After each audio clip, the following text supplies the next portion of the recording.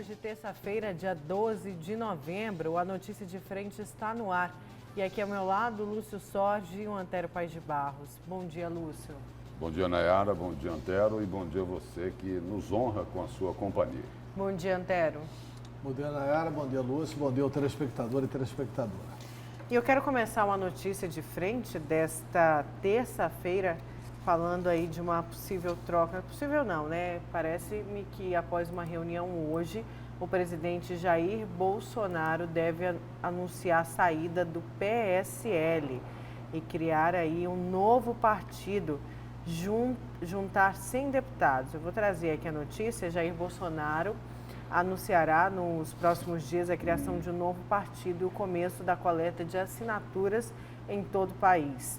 O objetivo seria juntar 100 deputados de diversas siglas, nas palavras de um aliado do presidente. Bolsonaro espera atrair integrantes do PSL, do Novo, do DEM, do PP, do PTB, do PL, Podemos e até mesmo do PSDB, recorrentemente criticado pelo presidente.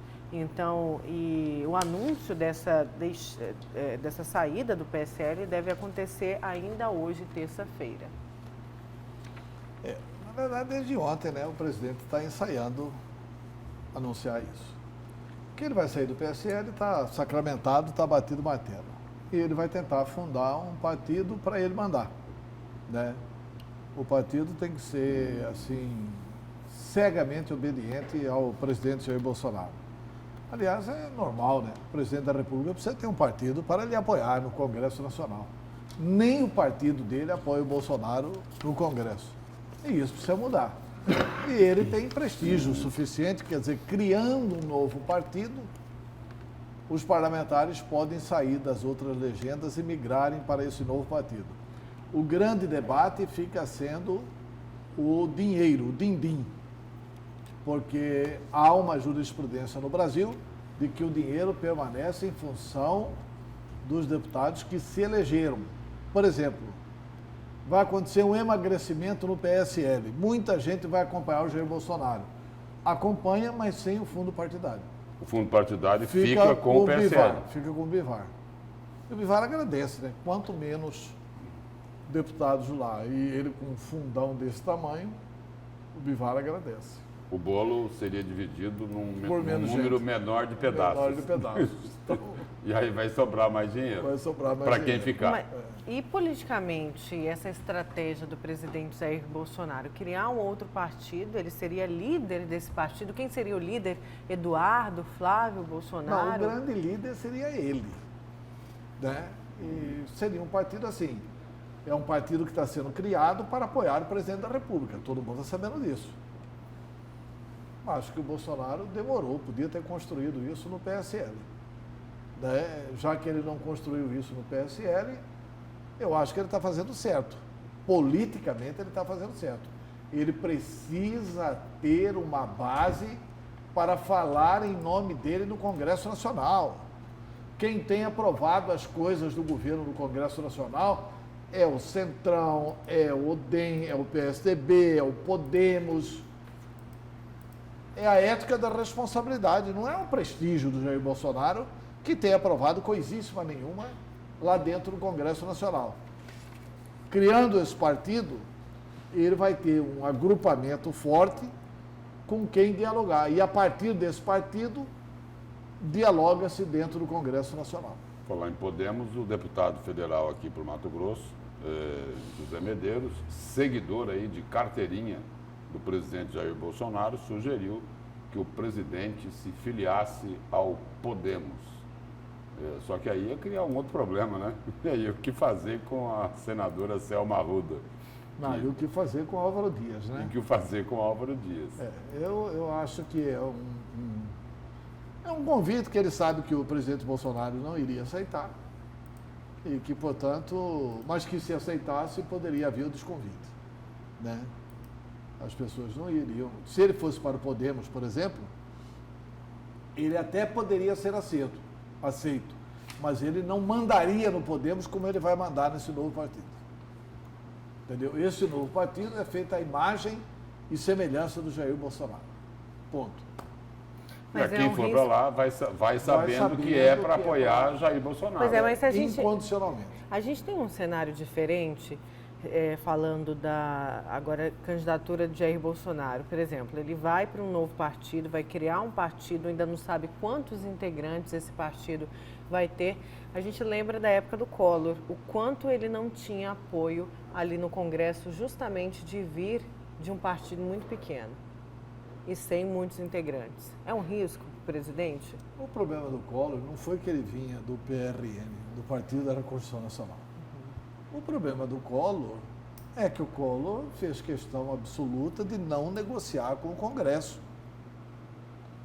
Ele foi indo, aprovou coisas importantíssimas mesmo não negociando com o Congresso, porque o presidente da República, logo após a eleição, ele tem muita força que vem das urnas. O Collor fez o bloqueio das contas e da poupança popular desse país. Ele confiscou a poupança brasileira numa ação da Zélia Cardoso de Mello. Imagine hoje isso. Um presidente da República que baixa uma medida e confisca a poupança de todo o povo brasileiro. Né? Deus me livre, né? Então, assim, o Collor foi perdendo prestígio depois dessas medidas, mas até essa medida do Collor foi aprovada no Congresso. Até essa medida, que era uma medida estapafúrdia, difícil, etc. e tal, foi aprovada no Congresso, porque o Collor tinha muita força das urnas. Aí ele continuou olimpicamente ignorando todos os partidos políticos. Deu no que deu, no impeachment. Certo. Olha, vamos falar... Acho que quando o Bolsonaro parte para organizar um partido, mostra que ele acordou. Mostra que ele se tocou de que ele precisa ter uma base parlamentar. E a diferença aí de Bolsonaro em relação a Fernando Collor de Mello é o seguinte: ele pode até ter resistências aí com a classe política, mas ele coloca alguém que conversa bem com o Congresso Nacional, que é o ministro da Economia, Paulo Guedes. Conversa e conversa bastante. Transita bem no Congresso Nacional. Então, essa é a diferença. E tem recorrido também alguns parlamentares experientes. Por exemplo, colocou agora na liderança do Congresso o senador do MDB do Tocantins, né?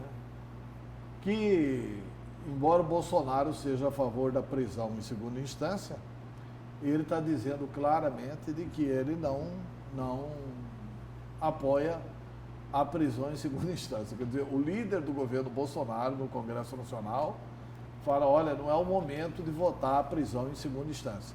E o Brasil está pegando fogo, defendendo a prisão em segunda instância. O Bolsonaro ontem deu uma entrevista significativa no Antagonista, onde ele revela o acordão que ele fez com os outros poderes.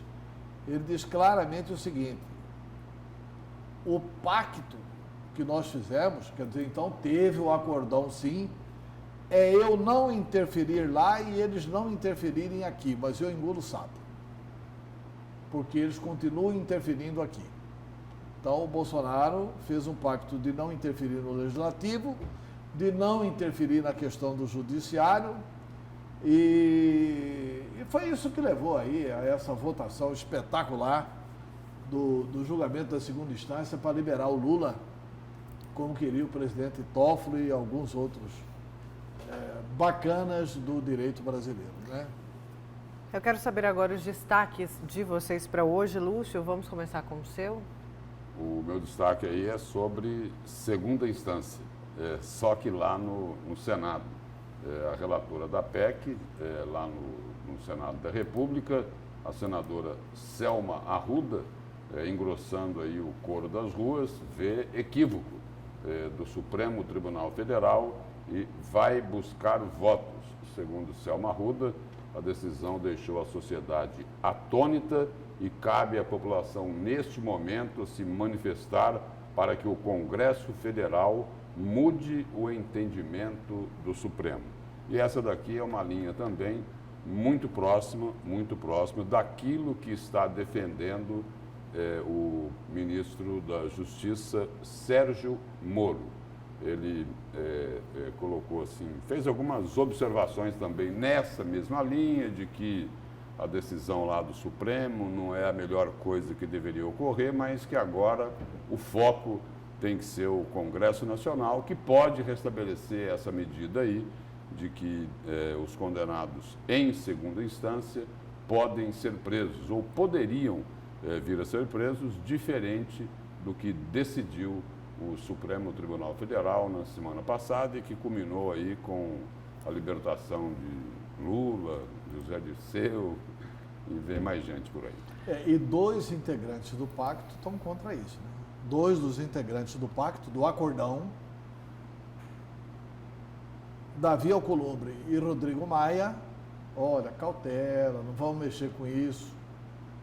Na última segunda-feira, era para ter sessão no Senado, onde eles iam levar para o plenário a aprovação da questão da segunda instância.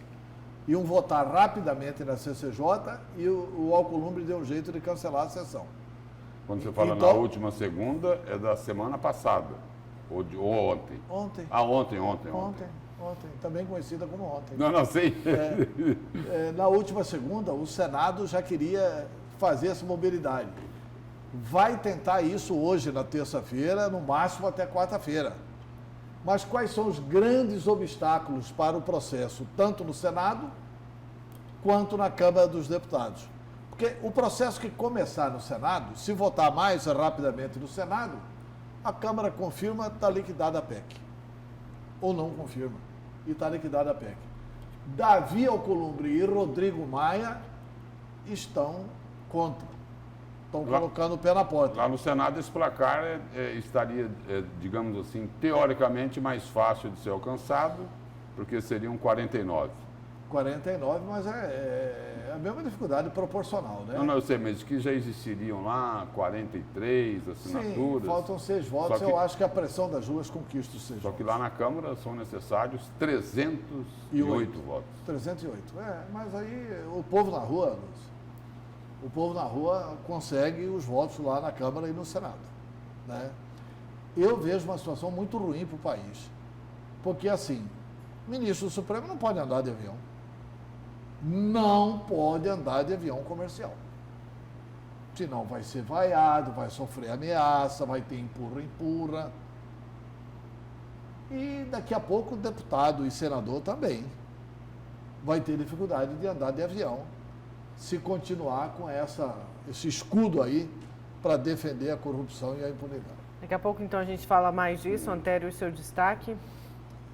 Meu destaque é o seguinte, olha, palmas, aplausos para a Prefeitura de Cuiabá, especialmente ao secretário de Educação. Porque na última sexta-feira, tem uma farra na Prefeitura, uma farra para valer.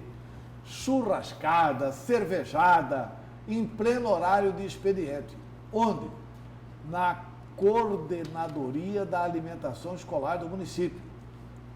A farra era promovida na Coordenadoria da Alimentação Escolar do município, com direito à música, com direito a som, e aí alguns servidores, ou um servidor, ou uma servidora, eu não sei quem, avisou os vereadores Diego e Abílio. Eles compareceram lá acompanhados da polícia, fizeram o registro, filmaram tudo. Inclusive por isso, só colocando aí, acrescentando, Antério, por conta disso, algumas unidades amanheceram na segunda-feira sem alimentos. Já foi reposto, mas tiveram esse problema. Pois é. Então, assim, e agora eles estão investigando uma outra questão, porque depois, quando eles fizeram isso, aí eles querem agora saber qual que era a carne do churrasco. Porque parece que estão liberando apenas 40 gramas por semana de carne para cada criança da rede pública municipal. Então, tudo isso está sendo conversado, mas o que 40 gramas? É um bife, assim, numa palma da mão, né? Por semana. Aí divide por 5? Dividido por 5 dias. 8 gramas por dia? 8 gramas por dia. Aí vai para um dedo, né? Não, na verdade é o seguinte, não são 8 gramas por dia. Né? Tem dia não tem, né? Tem dia não tem. E assim, e muita cerveja, pois é, e muita música. E o que eu quero parabenizar, porque eu comecei parabenizando aqui o secretário de Educação. Os vereadores foram lá, registraram, colocaram nas redes sociais e telefonaram para o secretário de Comunicação, o doutor Alex Vieira. Ele mandou apurar. Secretário de Educação. De Educação. E o secretário de Educação, o doutor Alex Vieira, mandou apurar. Em 40 minutos ele exonerou a coordenadora. Mandou para o prefeito Emanuel Pinheiro, que atendeu o pedido do secretário e a determinação do secretário e exonerou a coordenadora. É evidente que para ser coordenadora de um órgão importante desse, ela deve ser amiga ou do secretário ou do prefeito. Mas o prefeito agiu republicanamente e o secretário agiu republicanamente. Então, o meu destaque é elogiando a atitude do prefeito. É elogiando a atitude do secretário de Educação, que desta vez palmas para a prefeitura. Eles não mandaram para o Conselho de Ética da Câmara para falar que o Abílio invadiu mais uma unidade do município. Né? Dessa vez eles reconheceram que a oposição ajudou e agiram republicanamente. Se ele tivesse agido assim das outras vezes, Cuiabá estaria bem melhor, né? E detalhando aqui, Nayara, na esteira aí do destaque do Antero aí, que é sobre a Prefeitura de Cuiabá, detalhando até uma informação que o próprio Antero já colocou aqui na notícia de frente, sobre o ranking lá da Firjan, a Federação das Indústrias do Rio de Janeiro, a informação aqui do portal Gazeta Digital, numa reportagem da Thalita Amaral, é de que Cuiabá é a terceira pior capital em índice de gestão fiscal. É a terceira pior capital brasileira em gestão fiscal, segundo o índice Firjan. O levantamento que analisa as contas públicas municipais colocou Cuiabá atrás apenas de São Luís, no Maranhão, e Rio de Janeiro. E aí, na avaliação do índice, o principal problema da Prefeitura de Cuiabá em 2018 foi a liquidez, ou seja, a quantidade de dívidas acumuladas para o ano seguinte e os recursos em caixa para quitar estes débitos. Neste item, a Prefeitura de Cuiabá teve nota 0. Aí, em outros aspectos aqui, a situação da Prefeitura ela é um pouco melhor. A melhor nota foi em autonomia, que mede a arrecadação da Prefeitura em relação aos custos de se manter o Executivo Municipal e a Câmara dos Vereadores. No Brasil, segundo o IFGF, 1.856 prefeituras não se sustentam. No quesito autonomia, Cuiabá recebeu a nota 1, ficando em primeiro, junto com outras 20 capitais que se saíram bem nesse item. Mas uma questão que preocupa aqui é o seguinte: a Prefeitura arrecada bem, mas não está cuidando bem do dinheiro. Essa é a leitura aqui do levantamento. É isso? Esse índice Firjan, porque tem dificuldades para pagar as dívidas. Foi isso que atestou. Já se tem a informação de que a Prefeitura vai fazer um profundo ajuste. Porque a Prefeitura aumentou a receita, e isso o índice Firjan atesta aqui, só que atesta também o seguinte, que ela aumentou muito as despesas. Encheu de servidores a máquina pública. A grande verdade é essa.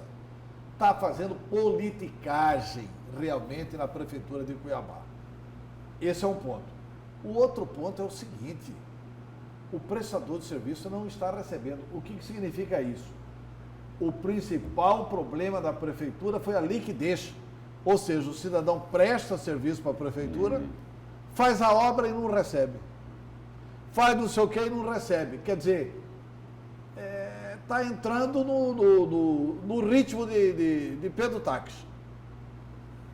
O governador Mauro Mendes me disse semana passada, pessoalmente, que ele espera fazer em janeiro de 2020 a seguinte publicidade: que em 2019 quem prestou serviço para o Estado recebeu. Ou seja, O fornecedor do Estado presta serviço e recebe. E agora essa informação aqui do índice Firjan é de que quem presta serviço para a prefeitura não recebe. Vai dar problema isso, ou na cabeça do próprio Emanuel Pinheiro ou dos futuros gestores de Cuiabá. O Emanuel já está preocupado e já estaria programando aí uma onda de demissões na prefeitura de Cuiabá. Mas isso mostra o quê? Que a gestão da prefeitura não está boa, né? Você não pode fazer gestão só olhando para a arquibancada. Você tem que fazer gestão olhando para a conta pública, né? Selecionando o gasto público, não aumentando o gasto público. O gestor tem que gastar menos, aplicar bem o dinheiro público. É isso. Na comparação feita aí do desempenho, né? Na comparação estadual feita aí entre os 141 municípios, o resultado também não deixa de ser preocupante sobre o ranking onde Cuiabá está colocado. Das 141 prefeituras, Cuiabá teria, nessa comparação com os outros municípios, a 101ª pior nota. E a reportagem tentou conversar com a assessoria da prefeitura, mas não houve uma resposta até o fechamento, né? Que foi a reportagem que veio do GD, inclusive. E é o índice Firjan. O Brasil inteiro se movimenta por aqui. Isso aqui pode barrar empréstimos para Cuiabá, pode barrar uma série de coisas para Cuiabá. Olha, e acende no mínimo aí uma luz amarela. Já acendeu. Acende uma luz amarela. Eu quero ir para a tela aqui no Twitter do presidente Jair Bolsonaro, repercutiu o que ele tuitou. Denúncias de fraudes nas eleições culminaram na renúncia do presidente Evo Morales. A lição que fica para nós é a necessidade, em nome da democracia e transparência, contagem de voto que possa ser auditado. O voto impresso é sinal de clareza para o Brasil.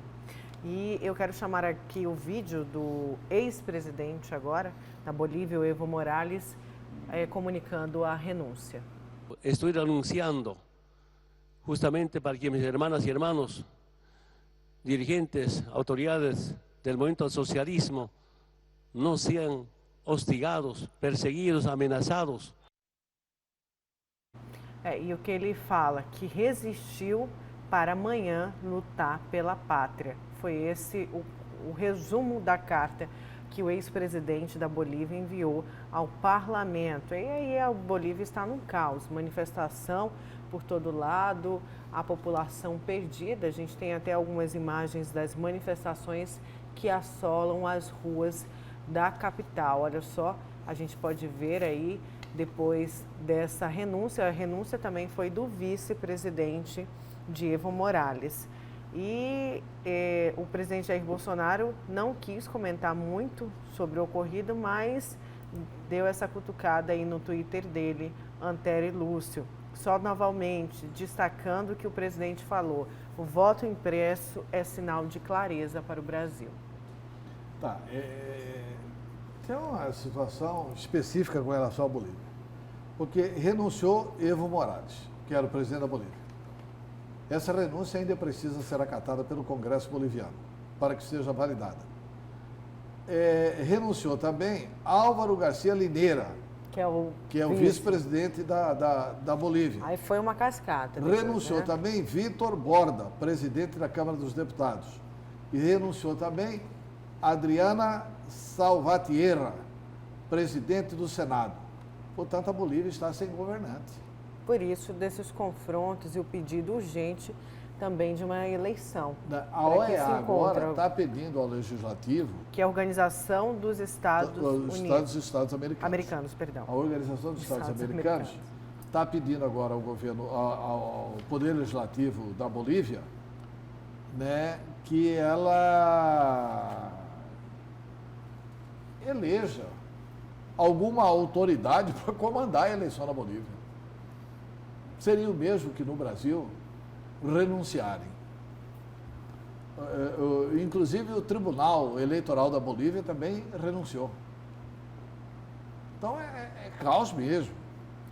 E aí tem a advertência aqui do Vladimir Putin, advertindo o Brasil, Da fronteira, né? Da entrada. advertindo o Brasil, dizendo que a Rússia pode entrar para apoiar o Evo Morales, porque o Putin, lá da Rússia, considera que é uma quartelada isso. E aí tem manifestação também do Donald Trump, né? Dizendo, olha, já vai tarde, parabéns aí. A democracia venceu, foi preservada. Venceu, graças a Deus, o Evo Morales renunciou. O Lula já falou que é golpe, né? O presidente eleito da Argentina já falou que é golpe. Enfim, há uma instabilidade rondando aqui o continente. Já temos problema no Chile, já temos problemas na Bolívia, poderemos ter problema na Argentina, e o Lula disse que isso aqui está parecendo muito com a política econômica do Guedes, está muito parecida com a política econômica do Chile, e que as pessoas poderão reagir, dando a entender de que tem que fazer aquilo que estão fazendo no Chile, e queimar as coisas, partir para o confronto, etc. e tal. O Lula não vai paparicar essa gente que o soltou. O Lula vai partir para o confronto com essa gente que soltou. Não, já está partindo. Já né, partiu. Já partiu. Foi a primeira coisa que ele fez quando ele saiu. Por exemplo, ao ministro da Justiça, Sérgio Moro, ele dedicou um termo aí pesadíssimo, né? Canalha. Foi a forma como ele se referiu ao ministro da Justiça. Aí Sérgio Moro falou, olha, estão me cobrando para que eu responda o que estão me atacando. Aí ele falou, olha, eu não vou responder criminosos, estejam eles presos ou soltos. Tem gente que é melhor a gente ignorar o que elas falam. Ou seja, o debate se acirra, o clima fica mais tenso. Eu ia destacar isso, mas o ministro Sérgio Moro, depois, com aval de Bolsonaro, reagiu a Lula, se contrapôs ao STF e pede reação e ação do Congresso. O ministro da Justiça, Sérgio Moro, entrou no embate em defesa do governo Jair Bolsonaro, reagiu ao ex-presidente Luiz Inácio Lula da Silva e se contrapôs ao STF ao sugerir pressão sobre o Congresso para a volta da prisão logo após a condenação em segunda instância. Pois é, o alerta do Putin foi entendido como um recado, especialmente dirigido ao Brasil, Estados Unidos e à Organização dos Estados Americanos. A diplomacia vai entrar em campo aí, é preciso resolver o problema da Bolívia. Nós, de Mato Grosso, somos atingidos com o problema da Bolívia. Há menos de 15 dias a gente comemorava aqui o acordo do governador Mauro Mendes com o governo Evo Morales sobre a questão do gás. Quem é que valida esse acordo agora na Bolívia? Não, o governo do estado falou, não vai ter problema, mas aí, secretário você César falou, Miranda. quem é que vai assinar? Quem é que vai validar? Com quem que nós vamos conversar? Quer dizer, então, a situação está indo. E o Supremo Tribunal Federal determinou aqui, acionou o pavio da marcha da insensatez no Brasil, né? Eu entrevistei ontem, na segunda-feira, o presidente da OAB, claro, o presidente da OAB, defendendo a decisão do Supremo Tribunal Federal, porque os advogados, aliás, foi a OAB, uma das instituições que entrou para que validasse essa prisão só depois da morte, né? Que é a prisão depois do trânsito em julgado, né? E eu mostrei para ele algumas questões, como, por exemplo, o Lula já foi condenado em 3 instâncias. O Lula é condenado pelo juiz Sérgio Moro, condenado pelo TRF4 e condenado pelo Superior Tribunal de Justiça. A condenação do Superior Tribunal de Justiça faz mais de 8 meses. Por que o Supremo não marcou ainda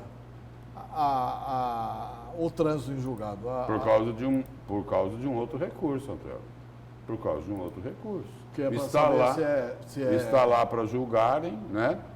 Aquilo que a defesa do ex-presidente levantou, né? De que o então juiz Sérgio Moro era suspeitíssimo para proferir a sentença contra o ex-presidente Lula e estão jogando todas as fichas nisso, uma tentativa de anular a condenação e aí, na hipótese disso vier a ocorrer, Luiz Inácio Lula da Silva pode se candidatar a qualquer cargo, porque Na minha aí opinião, ele fica elegível. Na minha opinião, já pode. Porque o que o Supremo decidiu? Qual foi a decisão do Supremo? Ninguém poderá ser considerado culpado até o trânsito em julgado. Como é que você proíbe um não culpado de ser candidato? Está revogada a lei da ficha suja. Que, aliás, o Gilmar Mendes já disse que essa lei da ficha suja foi escrita por bêbados, que ela não vale absolutamente nada, que ela é inconstitucional. O Supremo, ao decidir, ninguém pode ser considerado culpado senão depois do trânsito em julgado. Se o Éder Moraes quiser ser candidato amanhã a prefeito de Cuiabá, o que vai impedi-lo? A lei da ficha suja. Mas aí ele vai argumentar o seguinte: mas para aí, mas eu não sou culpado, não transitou em julgado, eu não fui julgado sequer na segunda instância, portanto eu não posso ser considerado culpado. E quem não é considerado culpado é o quê? Inocente. É inocente. Ou pelo menos desfruta Da presunção. da inocência. Foi isso que o Supremo julgou, gente. Foi isso que o Supremo julgou. A pessoa, se o Eduardo Cunha quiser ser candidato no Rio de Janeiro, eu acho até que perde. Mas ele pode ser candidato, vai sair da cadeia e vai poder ser candidato. O Sérgio Cabral, só gente boa aí e tal, né?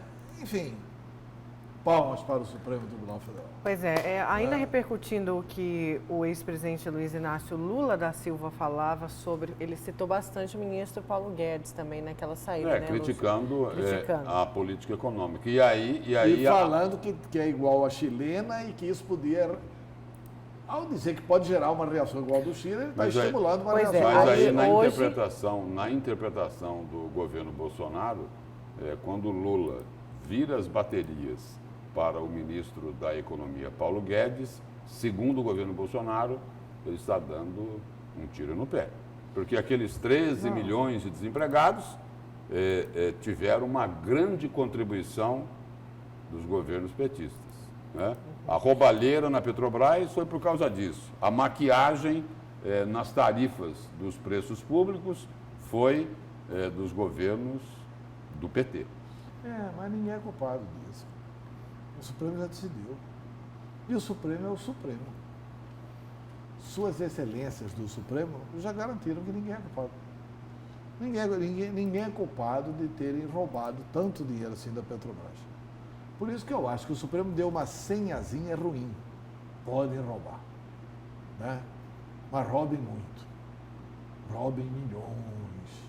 Pode roubar milhões da Petrobras. Só vai ser julgado na quarta instância. E o Curitiba já julgou 112 processos.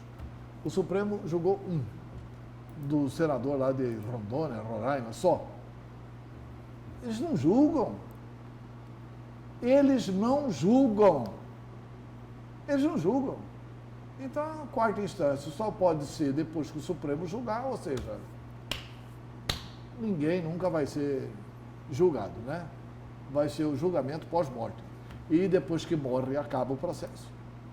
Extingue o processo. Você não pode punir o filho do Lula pelos crimes que, aspas, teriam sido praticados pelo Lula, né? Não pode. Só ele que pode ser responsabilizado por isso. Vamos então para o nosso primeiro intervalo. A gente já volta com a notícia de frente.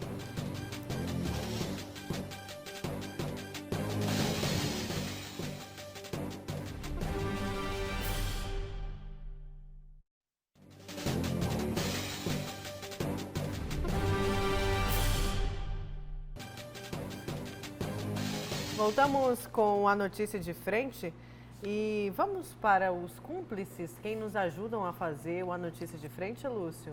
Vamos lá, Nayara. O Zé Carlos do Renascer, Celso, Alessandro Daniel, Luciano de Oliveira, Moura, aqui de Cuiabá, Sebastião do Jardim Brasil, a Fernanda do CPA 4, Rubinho do Residencial Ana Maria, Maurício Valcur do bairro Poção, Gerson, o João Rosa do bairro Dom Aquino, Anair Clara, Vicente Barros, Marina do Jardim Cerrados, Eduardo Zenil do São Carlos, Eva do Pedra 90 e a Rosemary Ramos.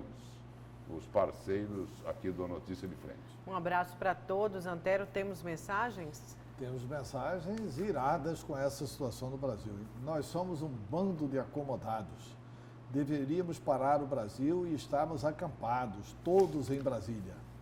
Até os bolivianos são mais unidos que nós. Lá o pau come e as coisas resolvem. Só que ele não assina.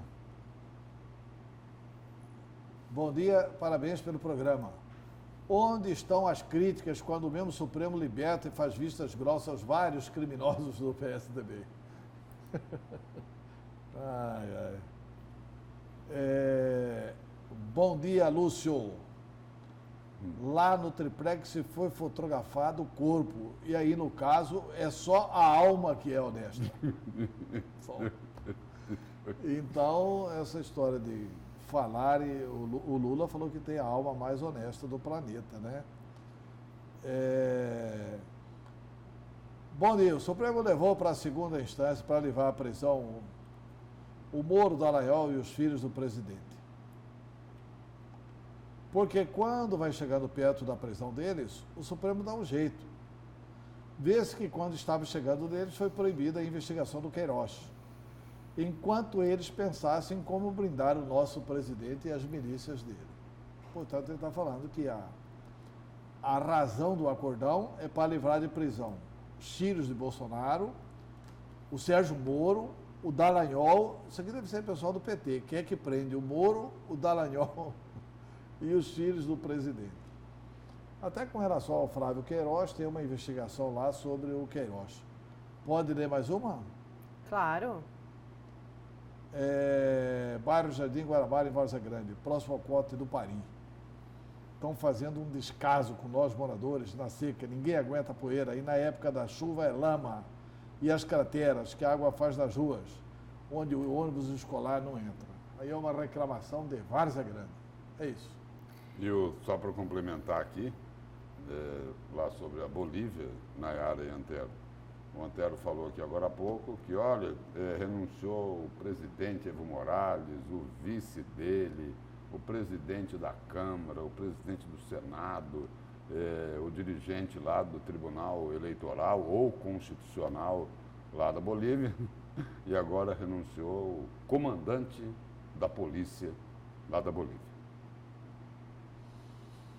O pessoal do Tribunal Eleitoral também já tinha renunciado.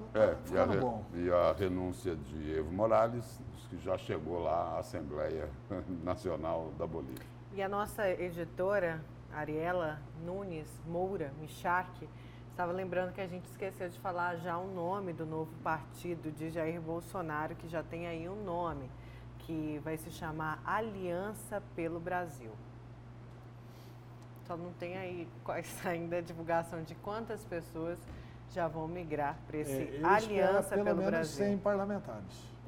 Não, foi o que a gente falou, né? Pelo menos 100. E falando em governo federal, antes de eu chamar aqui um VT, repercutir o programa aí de geração de emprego que foi lançado ontem, segunda-feira, pelo governo federal. E o governo anunciou o programa e diz que quer tentar estimular a contratação também de jovens. Verde e Amarelo, o nome do programa, e ele busca aí reduzir de 30% os custos do empregado, justamente para se gerar este emprego. O governo federal anunciou essa redução. Olha, segundo o governo, o programa reduz de 30% a 34% os custos para o empregador. Flexibiliza o trabalho aos domingos, incentiva o microcrédito e prevê mudanças jurídicas relacionadas a processos trabalhistas. De acordo com o Ministério da Economia, o objetivo é gerar 1,8 milhões de empregos até 2022. As empresas, segundo o programa, só destacar aqui alguns pontos. As empresas poderão contratar até 20% dos funcionários na nova modalidade em postos de trabalho com remuneração de até um salário mínimo e meio. As empresas poderão contratar na nova modalidade até o fim de 2022. Os contratos deverão ser no máximo de 2 anos. Os funcionários receberão mensalmente o valor proporcional às férias e ao 13º. São algumas das medidas aí. Entre outras medidas está o microcrédito, reabilitação profissional e contratação de pessoas com deficiência. O que a gente espera, né? Que dê certo, que gere aí empregos. E a gente vai destacar ao longo aí da programação mais alguns pontos sobre este programa denominado Verde e Amarelo. Olha, agora vamos falar da novela do VLT. A Assembleia Legislativa realizou ontem uma audiência pública para saber se o governo do estado decidiu se vai ou não concluir as obras. Os detalhes com a Luciana Gavilha. As obras do VLT foram suspensas em 2014. De acordo com o consórcio, 3 medições ainda não foram pagas pelo governo do estado. O total recebido até o momento é de R$1 bilhão. Mas o governador Pedro Tax, à época, conseguiu romper de forma unilateral o contrato com a empresa. Mas ela ainda tenta reverter essa decisão na justiça.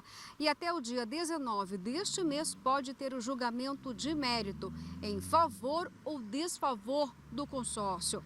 Mesmo assim, o governo de Mato Grosso contratou um novo estudo técnico.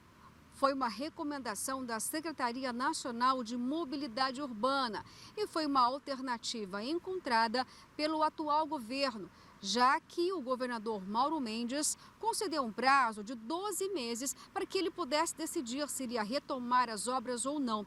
Mas como esse prazo foi esgotado, o deputado Wilson Santos convocou uma audiência para que a Cinfra pudesse, de fato, dar respostas em relação ao futuro do VLT.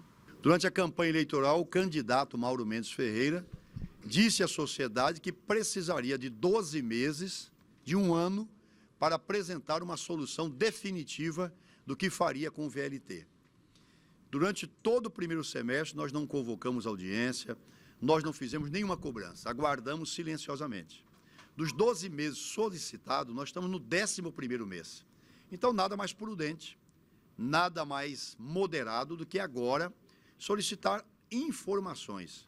O secretário adjunto da Cinfra disse que não tem dados técnicos neste momento para dizer se existe ou não viabilidade de conclusão do VLT. Por isso foi feita a contratação através do edital de licitação, um custo de R$800 mil. E é este estudo que vai dizer se existe viabilidade ou não. Entre todos os aspectos deste estudo estão questões básicas, como se existe de fato a necessidade do VLT em relação ao número de passageiros. Basicamente é o número de usuários que vão utilizar o sistema, né? A gente sabe que ao longo dos anos esse número vem caindo, de pessoas que vão usar efetivamente o transporte, o VLT. Então, esses números hoje precisam ser atualizados para finalmente a gente saber qual é a tarifa a ser cobrada, né? Quantas pessoas vão utilizar realmente o sistema. A conclusão deste estudo tem um prazo ainda de 120 dias e pode ser prorrogado. O prazo que o candidato, agora governador, solicitou à sociedade é um prazo de 12 meses. Estamos realizando a audiência no 11º mês. Diante dessa contratação de um valor de R$800 mil desse novo certame, a conclusão dele pode fazer com que o governo federal ajude de forma financeira o Estado a concluir o VLT, mas esse percentual ainda não foi tratado. Se tiver que investir alguma coisa, ele precisa ter dados técnicos para tomar decisão junto ao governo do Estado. E qual seria, se caso o governo federal desse anuência a esse projeto, já tem estimativa do percentual de contribuição dele? Não, isso não temos ainda. Mas já existe a sinalização, então, de que o governo federal, de fato, vai estar investindo no VLT aqui, caso seja aprovado esse estudo? Sim, provavelmente. Luciana Gavilha para a Notícia de Frente. E temos aí a destinação de algumas emendas, né, Antero? Você tem a nota aí por parte dos deputados para o VLT? Dos deputados e do senador Jaime Campos. Isso, e do senador também. Isso é uma pressão danada para cima do Mauro Mendes, né? A bancada destina 790 milhões para a conclusão do VLT. Uma notícia é essa, né? Bancada destina 790 milhões para a conclusão do VLT. O que a bancada destina? A bancada pode, no máximo, fazer emendas. A bancada não tem poder de destinar coisíssima nenhuma. O fato da bancada fazer emenda de 790 milhões não significa que esta emenda, neste valor, será aprovada na Comissão de Orçamento. Isso aqui foi liderado por Jaime Campos e pelo deputado Emanuel Pinheiro Neto, mas tem o apoio dos 11 parlamentares da bancada. 790 milhões, mais 400 e poucos milhões que tem aqui, dá mais de 1 bilhão e 200, que é o que custa para terminar a obra do VLT. Isso se a bancada for bem sucedida no debate que terá sobre a lei orçamentária anual do ano que vem. E ainda assim é preciso garantir junto ao governo federal que esse dinheiro será liberado. Ponto 1. Mas não deixa de funcionar como uma pressão para cima do governador Mauro Mendes. Não deixa de sinalizar que esse é o sentimento da classe política de Mato Grosso, de concluir o VLT. E assim, de todos os partidos. Porque se tem Emanuel Pinheiro Neto, que é teoricamente da oposição, por ser filho do prefeito de Cuiabá, tem também o Jaime Campos, que é do DEM, que é o grande líder do Democratas lá no Senado da República, que é o presidente do Conselho de Ética, que tem uma ótima relação no Senado e que tem uma boa relação com o Mauro Mendes. A presença do Jaime liderando isso significaria que o Mauro Mendes está a favor do VLT? Ou não? Ou significaria que o Jaime está colocando aqui exclusivamente a sua convicção e a convicção da bancada para forçar o governador a tomar uma decisão favorável nesse sentido? Até porque é um líder lá de Várzea Grande, que é a cidade que mais sofre com essa com essa essa Várzea Grande decisão. e é uma das maiores lideranças do DEM. Os dois maiores líderes do DEM são Mauro Mendes e Jaime Campos. Agora, sobre essa... Não necessariamente nessa ordem, mas são os dois maiores líderes. E sobre essa indagação que você coloca aí, Antero, sobre a pressão que se faz, né, em cima do governo Mauro Mendes sobre essa decisão aí que ficou de se tomar em 12 meses e que agora só vai acontecer, na melhor das hipóteses, no final de fevereiro e início de março, pelo fato de que a Secretaria Nacional de Mobilidade Urbana pediu mais alguns meses para poder analisar a proposta, né, sobre a retomada ou não das obras do VLT. Até aqui, tudo bem, o governo não chegou a ser enfático, não é? Mas pelas colocações que foram feitas no governo do Estado, não dá para perceber ainda que estão apaixonados pela retomada do VLT.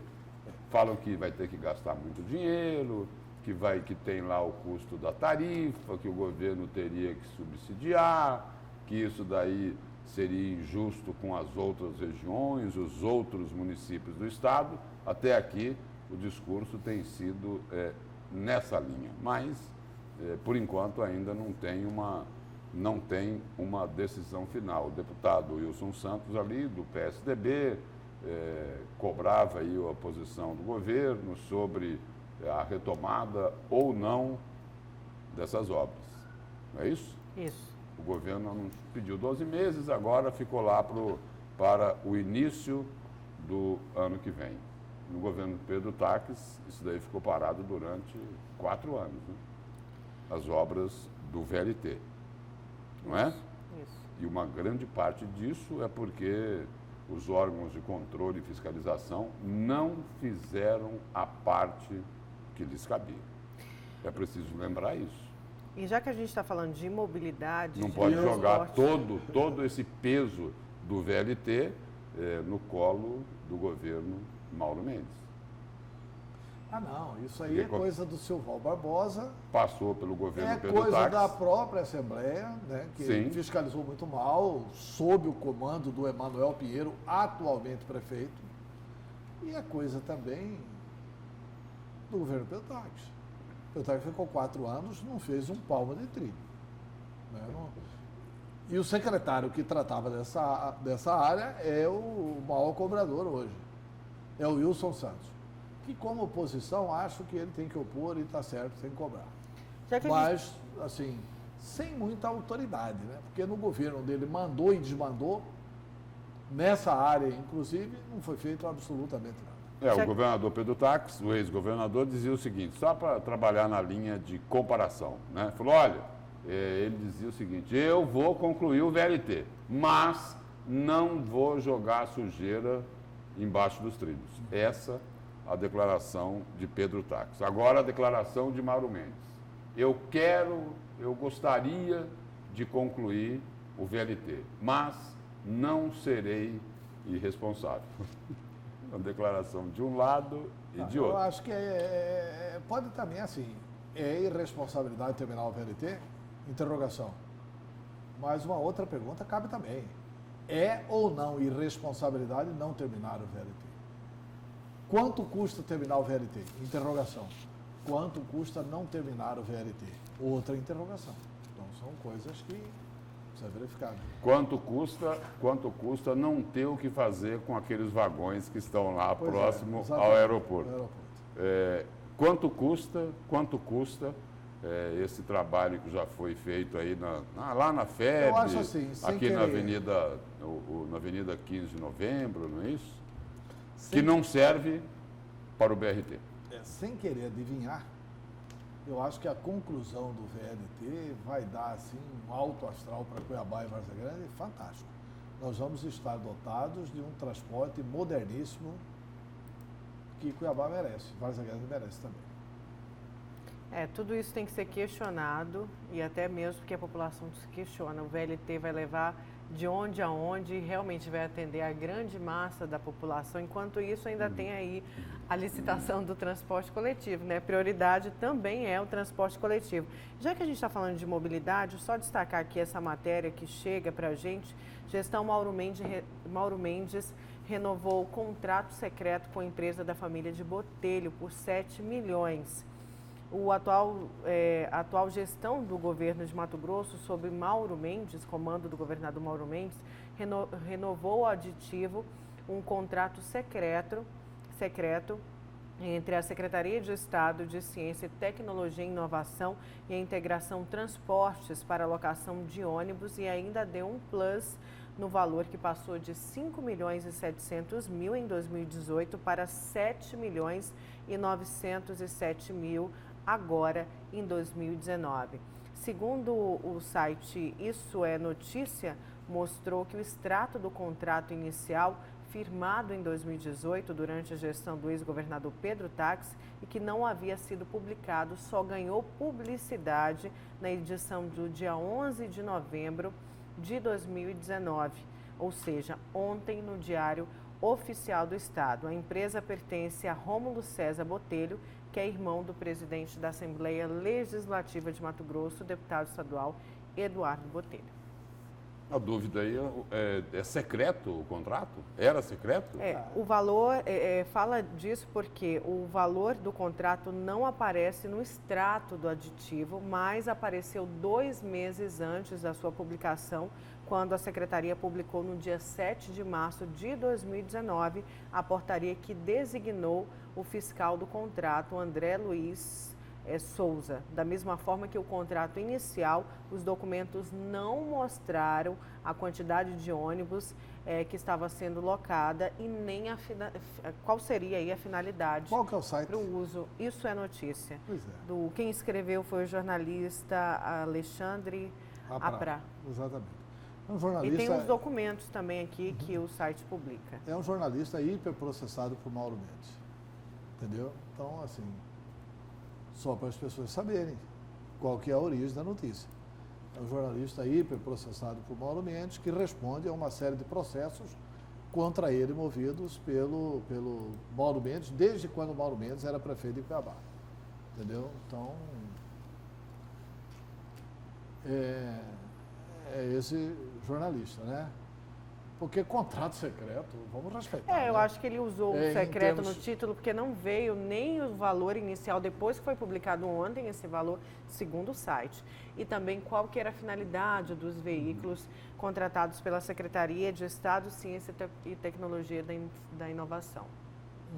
Bom, acho que por isso que ele usa o termo secreto.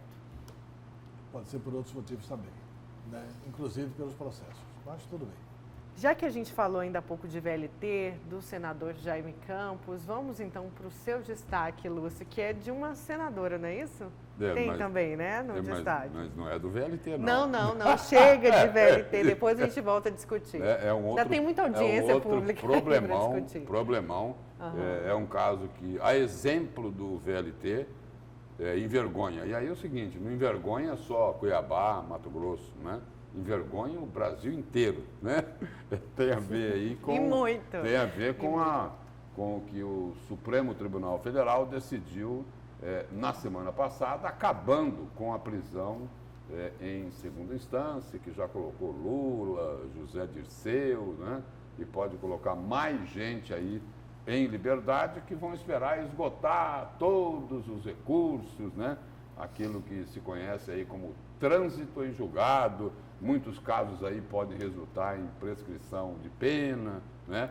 E aí o acusado acabar não sendo punido pelos crimes que ele cometeu. Mas, voltando a Selma Arruda, ela é a relatora da PEC lá no Senado, que pretende reinstituir, para corrigir o que o Supremo Tribunal Federal fez, para reinstituir a prisão em segunda instância, que o acusado, o condenado, poderá ser preso depois de julgado na segunda instância. E a senadora Selma Arruda, que é a relatora lá dessa PEC, ela classificou como equivocado, né, o novo entendimento do Supremo Tribunal Federal sobre prisão após o trânsito em julgado das ações penais. O termo aqui é equivocado, né, referindo-se ao Supremo, é assim de uma extrema elegância.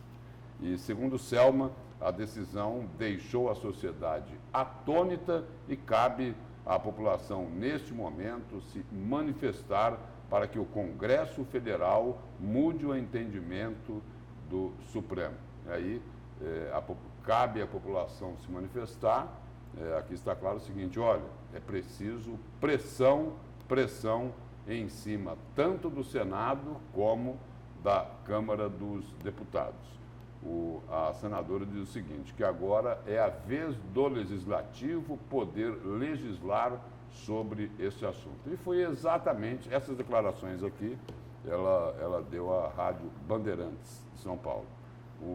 E aí é preciso lembrar que nisso aqui que a senadora Selma chama a atenção, de que o Legislativo é a vez do Legislativo poder legislar sobre o assunto, o Supremo só acabou decidindo isso porque o Senado não fez a parte dele, a Câmara também não fez a parte dela. E a senadora Selma Arruda, ela é a relatora da proposta de emenda à Constituição, lá na Comissão de Constituição e Justiça do Senado, que altera a legislação sobre a prisão em segunda instância.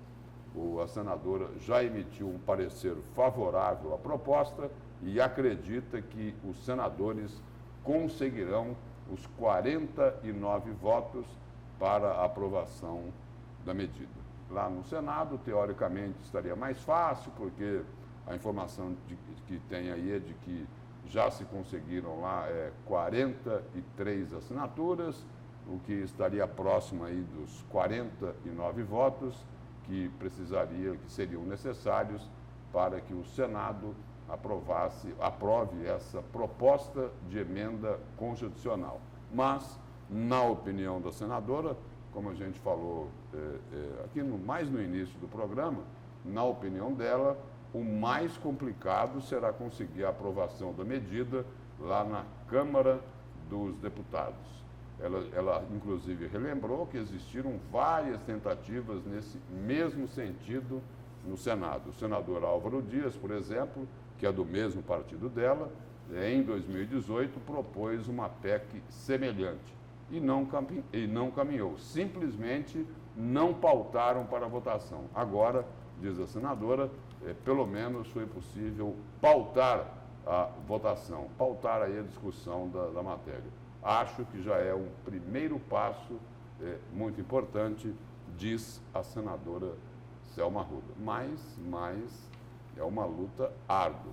Não será fácil aprovar essa PEC aí, reinstituindo a prisão em segunda instância. Vai precisar de muita, mas muita pressão. E tem a pressão já de Sérgio Moro, que a gente falou ainda há pouco, né, Lúcio? Mas precisa aí de uma pressão popular muito forte para conseguir se aprovar essa proposta de emenda constitucional. Isso daí por uma razão muito simples. Existe lá uma penca de parlamentares, dezenas de parlamentares, que também respondem a processos por corrupção, envolvendo lavagem de dinheiro, não é isso? Recebimento de propina.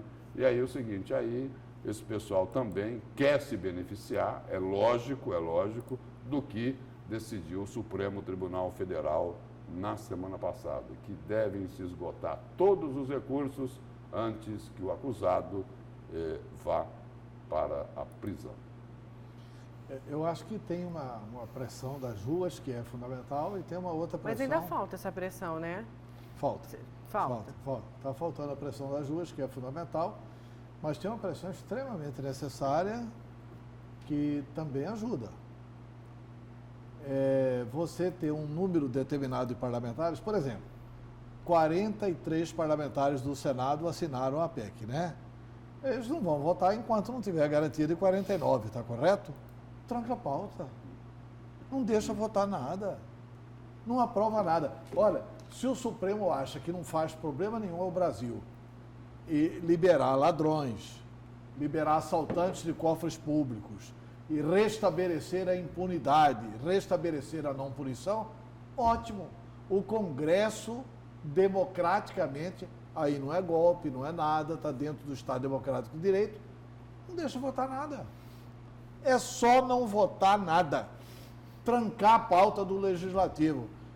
O projeto que o Paulo Guedes mandou é brilhante. Não vota.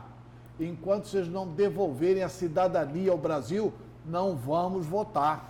E aí pode ser minoria, não tem problema. Com 43 senadores, você para o Senado. Você para o processo legislativo. Não precisa 43, não.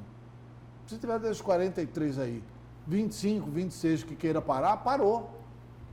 A mesma coisa na Câmara dos Deputados.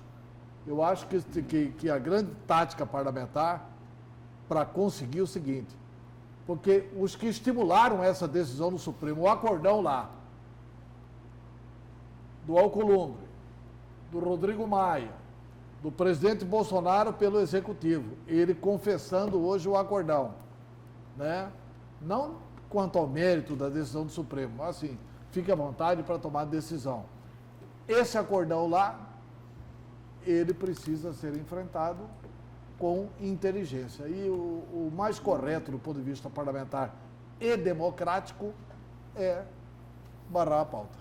Vamos então para mais um intervalo. Na volta a gente continua com a Notícias de Frente. Tem o destaque do Antero, então não saia daí.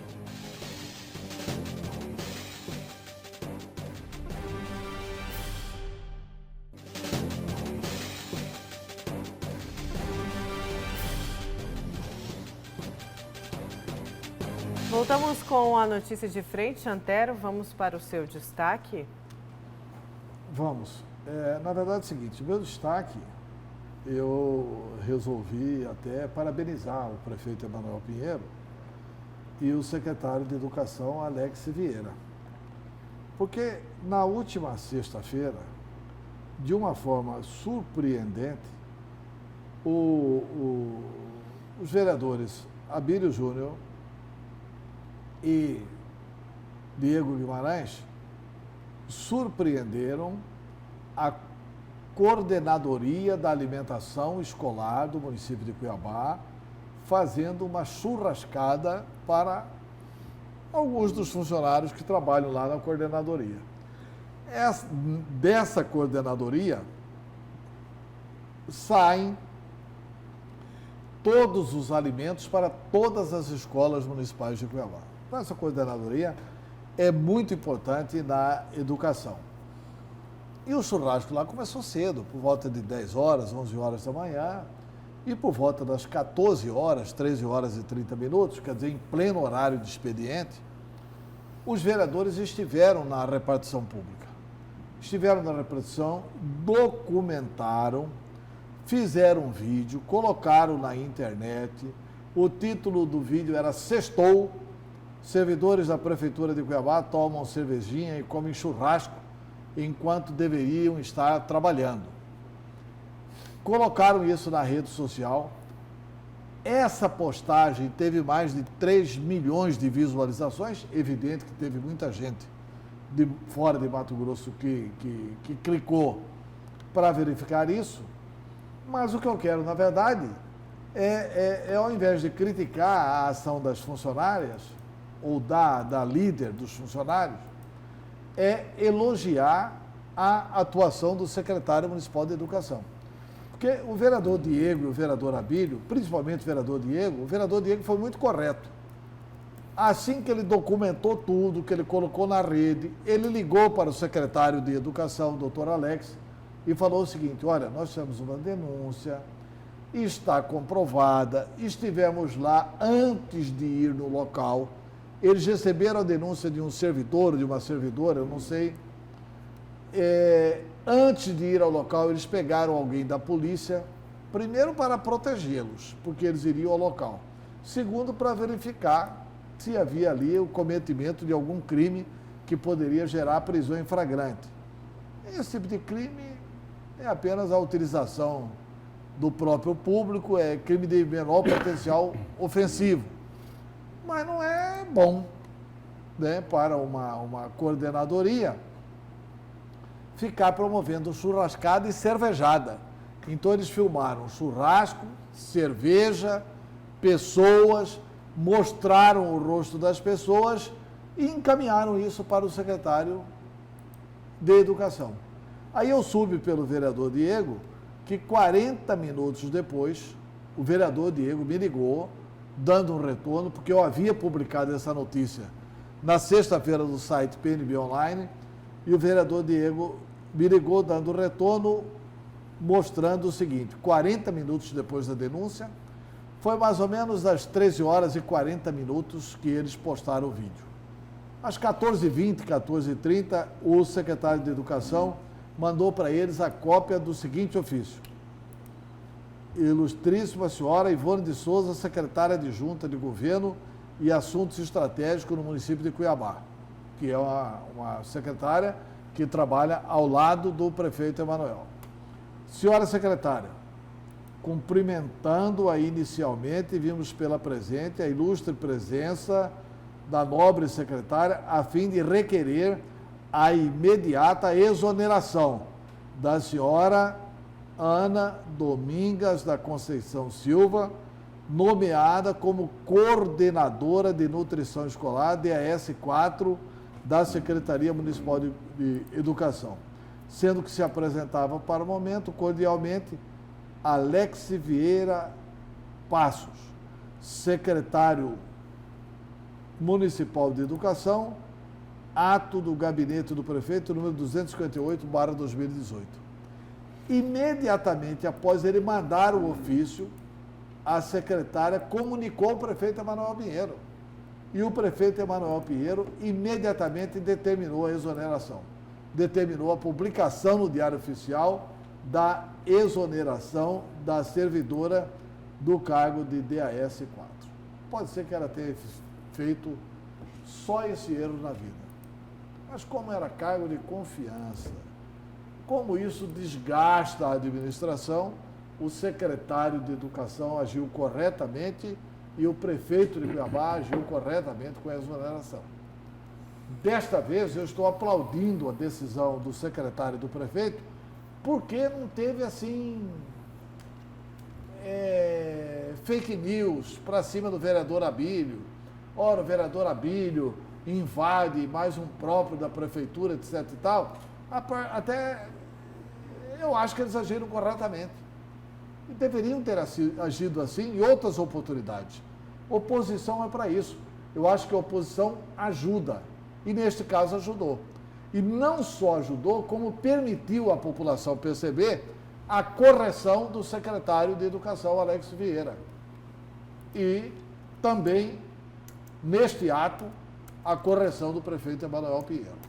Muito melhor o prefeito agir assim do que, mais uma vez, instigar a sua Câmara Municipal para fazer mais uma investigação por decoro parlamentar contra o vereador Abílio ou contra o vereador Diego. Desta vez, a denúncia teve a canalização correta. De parabéns ao secretário, de parabéns ao prefeito Emanuel Pinheiro. É o que eu queria registrar. Dessa vez não foi parar aí como das outras, né, Antero? Porque seria mais uma denúncia contra o Abílio. Obrigada, Lúcio. Obrigada, Antero. Bom dia. Bom dia, até amanhã. Bom dia, até amanhã.